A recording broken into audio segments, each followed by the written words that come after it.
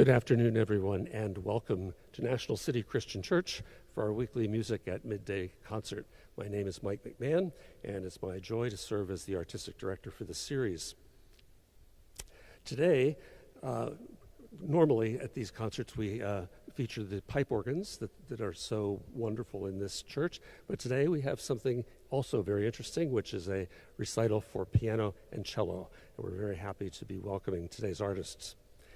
We do this series pretty much every week, 9 months out of the year.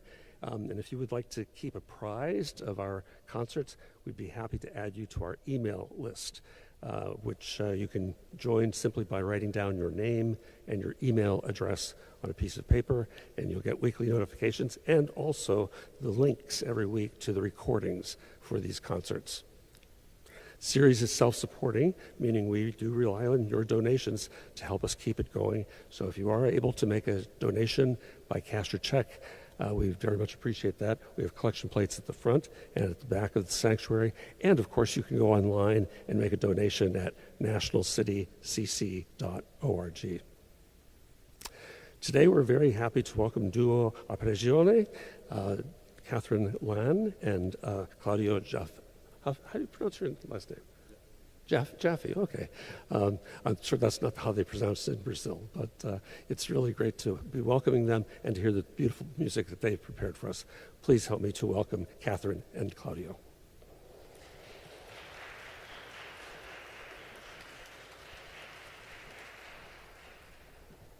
So we're starting with Johann Sebastian Bach, which is always a great place to start.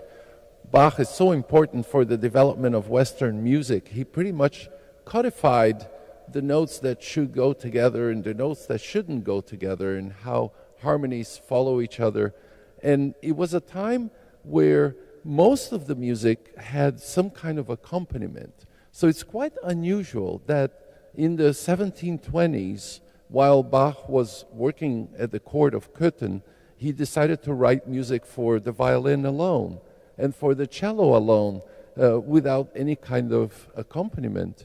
And, you know, I've decided, all we know is that they were written around the 1720s. So I've decided that today is the 300th anniversary of the writing of the piece that you're about to hear.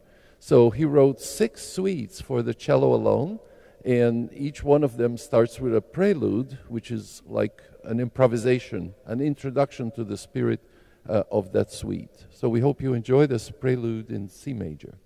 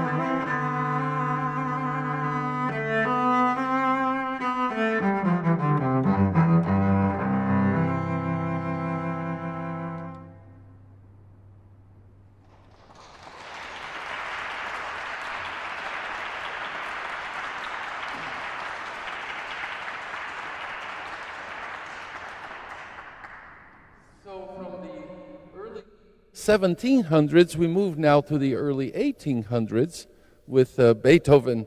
And a lot of people, they know Beethoven as having lost his hearing. And what some people forget is that he lost his hearing, which means he had it. So he was born perfectly normal. He could hear just fine. And he became an excellent pianist at a very, very early age. And he was composing also right from the beginning. And he made quite a name for himself in his very late teens and early 20s when he moved to Vienna, which was perhaps the most important cultural center at the time. And it was not until his later 20s that he began to notice that his hearing was going down. And in the 1802, more or less, he was spending the summer at a country home in Heiligenstadt in Germany. And while he was there, he wrote a letter to his brother, which was never mailed, but was found later, and we were able to read it, where he pretty much wrote a suicide note to his brother, leaving his things to him and giving him advice on raising his brother's son. But there is a break in the letter. And it seems that the next day he wakes up with a totally different attitude. And he declares that he's going to grab fate by the throat. And because he feels that he had too much to offer to humanity. So I consider that to be pretty much the first romantic manifesto by a musician in history. It's an extraordinary turnaround in attitude towards his difficulties with the hearing. And that's when we made Beethoven writing the sonata that you're about to hear. We call it the heroic period. It's the time of the Symphony Number 5, the Fifth Symphony, the Sixth as well, and so many of the piano concertos and piano sonatas. Tremendous music. And this is one of 5 sonatas that he wrote for cello and piano, which in itself was already unique. Nobody really had written sonatas for pairing the cello with the piano, trying to make them, treat them as equals, which, you know, look at the piano, look at the cello. It's hard to imagine those two as being equal, but he does a tremendous job in creating the dialogue and the unity between the two instruments. We're going to be playing a couple of movements. It looks like 3 in your program, but we're playing the first movement where the cello begins alone, and the piano is going to kind of finish my thought, and then take over, play that melody as well. Then I finish her thoughts, and then the music goes crazy. There's a lot of drama, a lot of harsh transitions, some tender moments, some thoughtful moments, some scary moments, He was a master of creating all these different moods. And then the adagio is like a slow introduction to the finale, which is a very virtuosic way of ending the sonata. So here's Beethoven's Sonata in A major.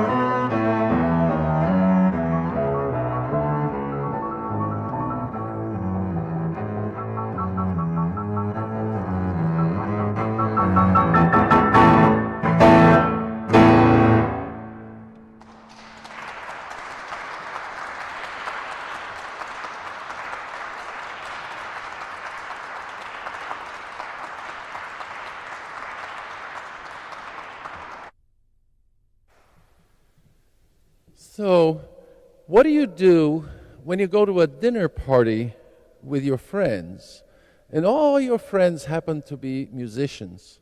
Well, you write a piece that can be played by all of those friends after dinner, after a few drinks. I'm sure that's what you all do when you go to a dinner party, no? Perhaps not. That's what Saint-Saëns did. He was going to have a party with friends, and they each played a variety of instruments. There was a clarinetist, a violinist, a violist, a bass player, a second pianist, because Saint-Saëns himself was a tremendous pianist. And so he wrote this piece a little bit for fun, and he never meant for it to be published, except for one of the pieces. They were all animals. Of course, it's called the Carnival of the Animals. There was a lion, there was a cuckoo bird, there are birds, there's fish, there are fossils. Even pianists get treated like animals in this piece, which is a dangerous thing to do.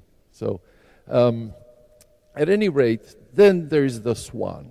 Now, the Swan, he decided to give the Swan, being such an elegant animal, to the most elegant and most beautiful of all instruments. They tell me I'm biased, which is, of course, the cello. And the Swan is actually the only piece that Saint-Saëns published. But lucky for all of us, eventually the manuscripts were found and the music was published, and it's a beloved piece, the Carnival of the Animals. So we hope you enjoy. Here's the Swan from the Carnival of the Animals.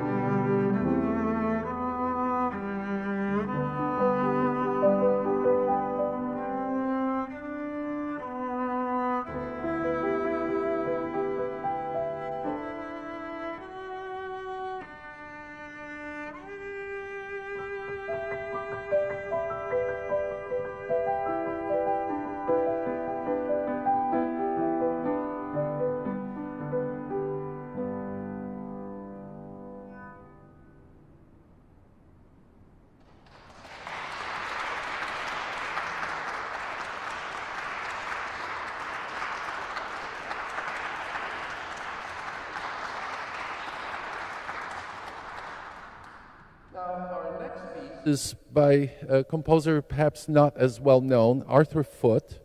He was an American composer who lived in the latter part of the 19th century.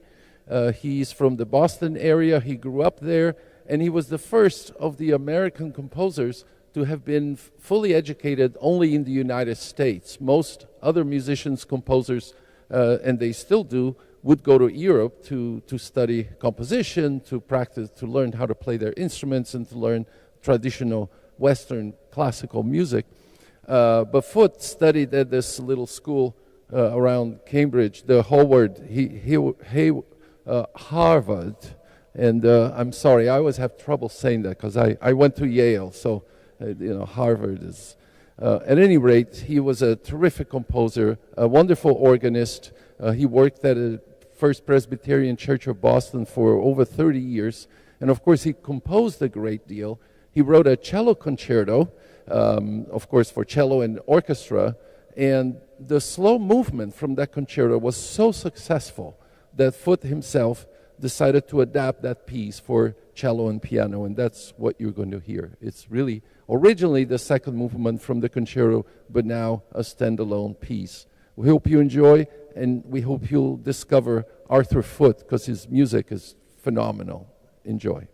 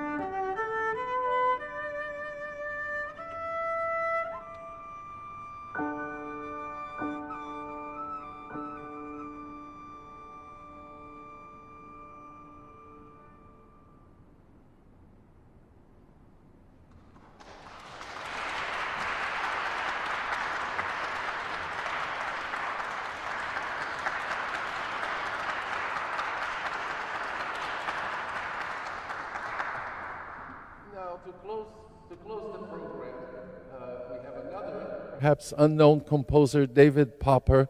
Unless there are cellists here in the room, where are the cellists? They're hiding. No cellists. Well, Popper was a phenomenal cellist who also lived in the latter part of the 19th century.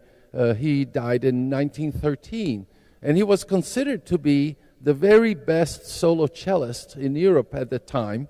You see, he never came to the United States either, because back then the only way to come to the United States was by ship, and he would get incredibly seasick, so he just refused to come and perform in America.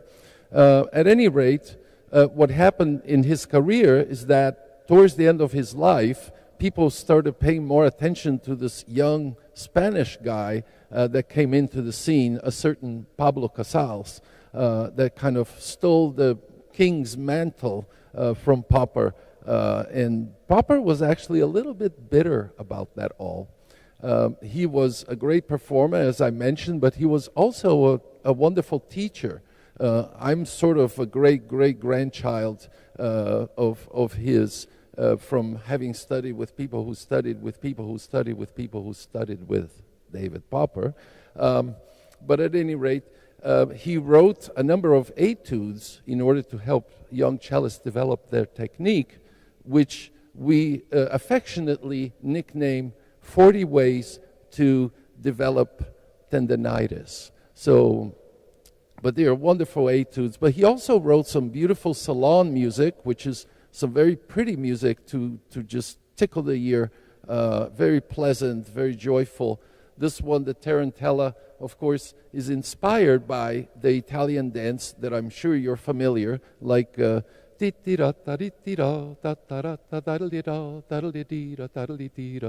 everybody knows that from spaghetti commercials, perhaps. But at any rate, Popper was Hungarian, so his Tarantella occasionally has a little bit of a Hungarian gypsy accent to it. So we hope you enjoy, and thank you so much for coming. And shameless plug, we do have some CDs here if you're interested in taking some home, and if you still have CD players at home. So hope you enjoy Popper, and again, thank you for coming.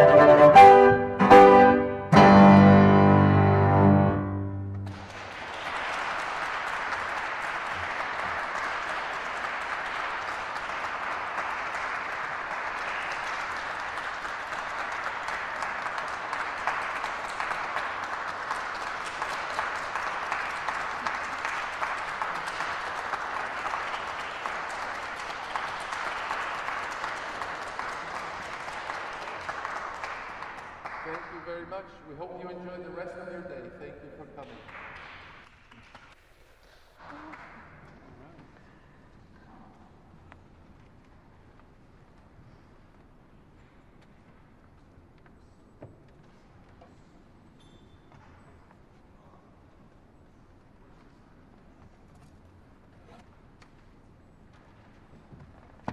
Hello, hello. Oh, thank you.